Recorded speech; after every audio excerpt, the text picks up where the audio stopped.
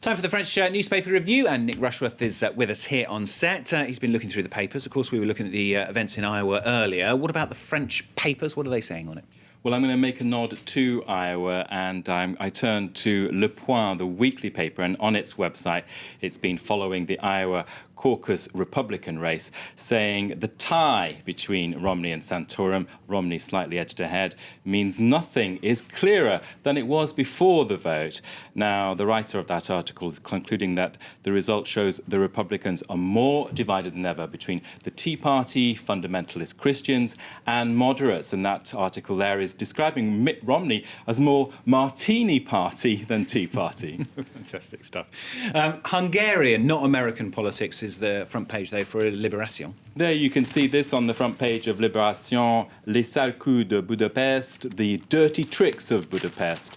That's all to do with events in Hungary where the Prime Minister there, Viktor Orbán, is, according to his critics, being anti-democratic with a new constitution which consolidates his party's power.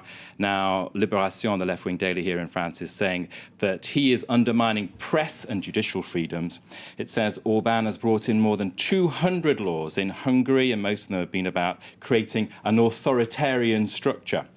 Now, in that two-page spread there that you can see, there's an interview with Daniel Cohn-Bendit, a French Green MEP.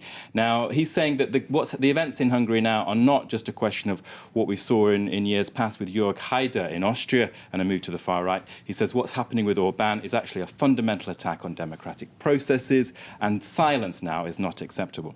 Now, the editorial in Libération this morning is saying that Orbán is using a classic Stalinist communist approach, the salami tactic, and that's a tactic of taking away liberties one by one, slice after slice. And that concern about Hungary, of course, joined the European Union in 2004. It's also in Le Monde. Le Monde has a front-page editorial, and the title there is "Europe must not let Hungary go adrift."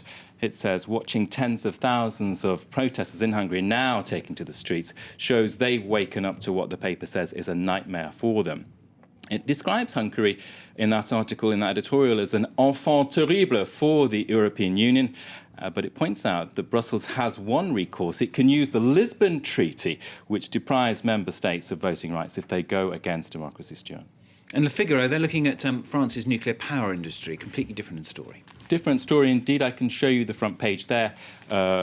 Of Le Figaro, nucléaire, 10 milliards pour assurer une sécurité maximale. Whopping figures again. 10 billion euros are needed for France to ensure that top safety is prevalent at France's dozens of nuclear power plants. Now, the editorial there is saying, well, of course it's going to be a big issue in the presidential campaign. And the question is going to be, why don't we turn to use all that money, the 10 billion euros, to, put into renewable energy?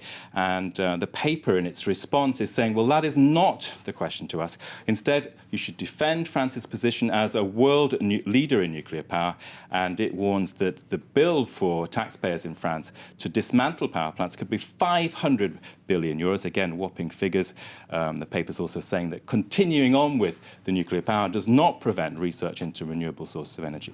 And we just saw there pop up another story in Le Figaro, and that was about the Champs-Élysées. There it is again, you can see. And that piece is basically reporting the facts, which is that the Champs-Élysées, which the French like to call the world's most beautiful avenue, has ranked 16th, a mere 16th, Stuart, as in terms of service and atmosphere in the world's top shopping streets. So the problem there, apparently, is the overflowing rubbish bins. Mystery shoppers went out on the Champs-Élysées and they didn't like it. They thought the service was kind of okay, but the overflowing rubbish bins got to them. London was slumped a bit. Its Bond Street was 10th. And Champs-Élysées now is just lingering behind, 2 slots behind Wang Fujing Avenue in Beijing. So the Frenchies have got to watch out with this. I've had some suggestions shouted in my ear. Bad Christmas decorations they have. I think they have cracked paving stones, which is not good. They do have Marks and Spencers now, though. Gone up a notch. All right, Nick. Thanks very much, Nick, there with his look through the French papers here on France 24.